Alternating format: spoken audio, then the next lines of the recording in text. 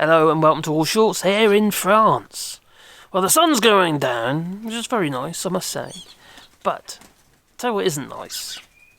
It's the way we're treating asylum seekers. I'm sorry, I know it's not a popular topic and many people don't want to talk about it at all, but that flipping boat that they're bringing over from Italy, from Bibby Marine,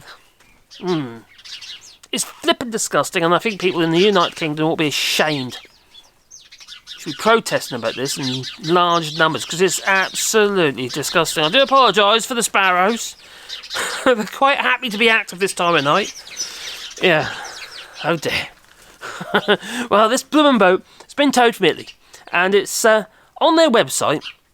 A few weeks ago, it said it can house 222 people. Okay. Then recently, after some of the Bravemen gets involved, because the UK is leasing this boat, Bibby Stockholm, and they now say on the website 500 people. I wonder why that is. I do. Now this boat thing, it's kind of like an accommodation for construction and what have you. Like for instance, if they're building an oil rig or something on water, so you can accommodate the workers. And there's a throughput of people all the time. Fine. Okay, that's what it's meant for. But you're not going to be living on it.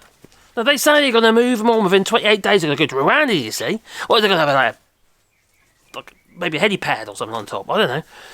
They're going to move them to Rwanda within 28 days. You know that ain't going to happen, don't you? You know that's a pile of poo. They're going to be stuck on there probably months. And all it's going to do is just going to be a breeding ground for disease and what have you, because there's no room. There's 500 people going to be shoved on that flipping boat, and they're not going to have the space of a flipping car parking bay. That's what the maths say. Parking bay. 2 up per room, and obviously if it's family, you'll be shoving a whole lot in there. You know what it's like. So what they are, they're single ensuite rooms, okay? And now they're going to be doubles. At least, so 2 people at least going to be crammed into every cabin, according to this, for the government to achieve its aim. Now, Richard Drax, who is the son of a slave, well, he's descendant of slavers, yeah. That's where he got all his money from. He's a very wealthy man, that's where he got all his money from. Slavery. Lovely people, but they are. But he should know, about these slavers' boats, mustn't he? Because that's pretty much what this thing was. It's not a slavers' boat, it's a prison boat, isn't it? But anyway, Richard Drax, Conservative MP for South Dorset, said that the packing asylum seekers in so densely would exacerbate the potential for trouble hugely. Sounds like Donald Trump. Bigly. Yes. I happen to agree with him. It's going to be an absolute festation of disease. Is that the right word? I don't know. Anyway, it's going to be a lot of disease. Now, you probably remember what happened with that COVID boat. Oh, it was a cruise boat during the pandemic and what have you, and the COVID just went through it like a dose of salts, and people couldn't get off it. Now, I mentioned in the previous video about sanitation and stuff like that, but I didn't realise how crowded they're going to be on there. Now, some people are going to tell you they've got gyms on board. Well, are they all going to use the gyms at the same time? They're going to be shoved in these. They're going to be shoved in their rooms. It's literally a prison. Oh. So, another thing is, it's a busy port. Yeah. So, they're going to be on the wrong side of port passport control. So they're not going to be able to wander. They can't go anywhere. They can't wander around the port. They get run over by those container things that run back and forth. The container cranes and stuff like that will be in other vehicles. So they're going to be restricted, heavily restricted. There's probably a fenced-off area put in for them or something. I don't know, but it's just going to be absolutely horrendous. And I just think there's going to be trouble on there. You can't shove people like that in close proximity for long periods of time and not expect there to be trouble, especially without enough, wardens. Oh, prison wardens. What are they called? Quasi-prison wardens, maybe. So they only go in and out on one bus. So they might have excursions. Leaving hundreds of them sitting around twiddling their thumbs. Oh, and what could I do? I'm going to punch him over there. Or something like that. You can imagine that. This is just going to be such a mess. Literally a mess. Because where there's people, there's mess anyway, isn't there? Not just what comes out your derriere. No, it's just going to be rubbish. Oh, it's just going to be hell. Could you imagine that? Living like that?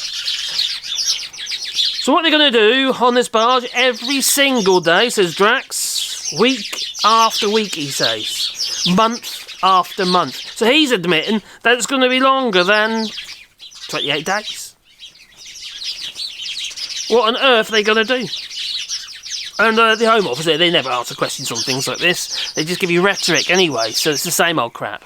You know, it's Llewellyn Bravman, that's all she's good for, isn't it? Pooping. So yeah, so basically they're going to be using bunks and probably pole berths and stuff like that to increase the capacity, which obviously then degrades any kind of living standards they might have had. So it's just horrendous. It's just, I find this embarrassing and shameful. I am ashamed to be calling myself British, and I'm British. I tell you, it's a beautiful country, run by a whole load of evil bastards. Sorry, I said that. Oh. So the vessel's marketing website, it changed in recent months, like I said. It said it could house 222 guests, and now it's saying it can house up to 506. Which basically means they get 15 square metres of living space per person. Size of a typical car parking bay, give you an idea, sort of like, yeah, an idea. No, I just absolutely, is this what we stand for? They're all going on about this flippin' poster that Labour put up. Oh, it's disgraceful. Oh, which it is, I suppose. It's not great. It's gutter politics, I have to admit. But what the hell do you call this? This is... People are going to die on that fucking thing. Oh, people are going to die on that thing. Yeah, I swore. I don't normally swear like that, no. But it makes me very angry. It's just going to get like... They keep going on about stopping the criminal gangs. Oh no, stop the business model. Whatever they like to say these days, the latest rhetoric. That's not what it's about. No, they can easily stop the criminal gangs, couldn't they? Easily. Just provide safe routes. And that's sorted. Yeah. Still got to house them, mind. Still got to provide provision. But we need people. Yep. We desperately need people. We haven't got enough people to do the work that we need to get done. And there we are, going on about blocking people from being able to do a job. Not giving them a work permit or anything like that. You know.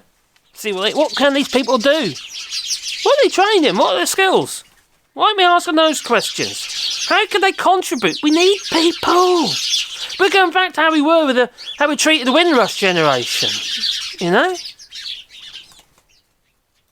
You could argue it started with Theresa May with, what's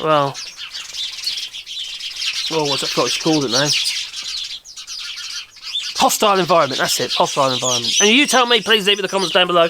I don't know what you think about this. Am I too woke? Maybe. And I hope so, quite frankly. God forbid I ever be a Tory. Ta-ta.